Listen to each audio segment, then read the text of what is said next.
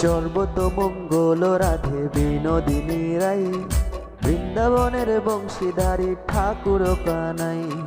একলা রাধে জল ভরিতে যমুনাতে যায়, পিছন থেকে কৃষ্ণ তখন আরে আরে চায়।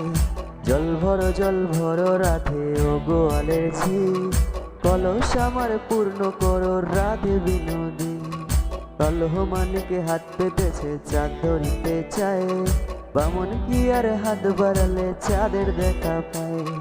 কালো কালো করিস নিলো গোয়ালের ঝি, আমায় বিধাতা করেছে কালো, আমি করব কি।